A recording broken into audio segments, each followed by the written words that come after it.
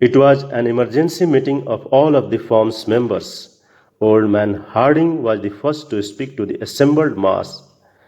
"I'm afraid I have some very bad news. Julian Mental suffered a severe heart attack in the court yesterday. He is currently in the intensive care unit, but his physicians have informed me that his condition has now stabilized and he will never recover. However, Julian has made a decision to leave our family and give up his law practice. He will not be returning to the firm." I was shocked. I knew he was having his share of troubles, but I never thought he would quit as well after suffered all that he had been through. I thought he should have had the courtesy to tell me this personally. He wouldn't even let me see him at the hospital. Maybe I reminded him of the life he wanted to forget. Who knows? I will tell you one thing, though it hurt. That whole episode was just over 3 years ago. Last I heard, Julian had headed to India on some kind of an expedition.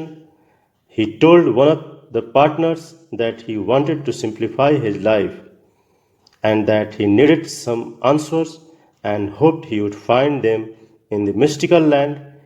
He had sold his mansion, his plane, he had even sold his Ferrari.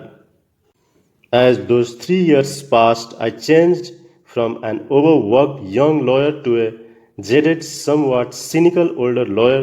My wife Jenny and I had a family. Eventually, I began my own search for meaning. I think it was having kids that did it. My dad said it best when he said, "John, on your deathbed, you will never wish you spent more time at the office." So I started spending a little more time at home. I settled into a pretty good, if ordinary, existence. I joined the Rotary Club and played golf on Saturdays to keep my partners and clients happy. But I must tell you, in my quiet moments, I often thought of Julian. No one had received even a postcard from him since he left for his self imposed exile from the law. A knock on my door about 2 months ago offered the first answers to some of my questions. I had just met with my last client of a grueling day when Genevieve, my brainy legal assistant, popped her head into my office. "There is someone here to see you, John. He says it's urgent and that he will not leave until he speaks to you." For an instant, I considered calling security myself, but realizing that this might be someone in need, I assumed a more forgiving posture. "Okay, send him in. I probably use the business anyway."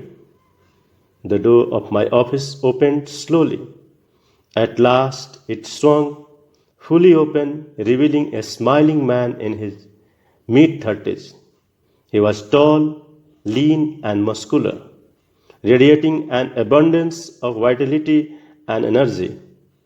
But there was more to my visitor than his youthful good looks.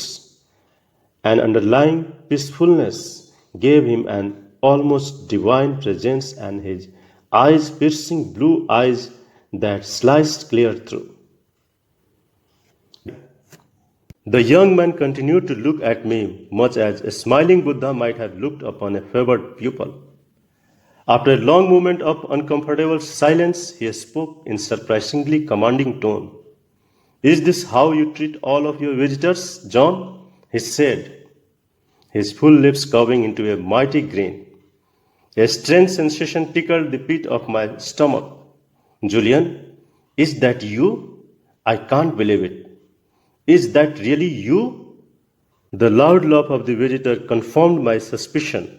The young man standing before me, none other than that long lost yogi of India, Julian Mental. I was dazzled by his incredible transformation. Gone was the ghost like complexion, the sickly cough, and lifeless eyes of my former colleague. Perhaps even more astounding was the serenity that Julian exuded. I felt entirely peaceful just sitting there, staring at him. The man before me was youthful, vital, and a smiling model of change.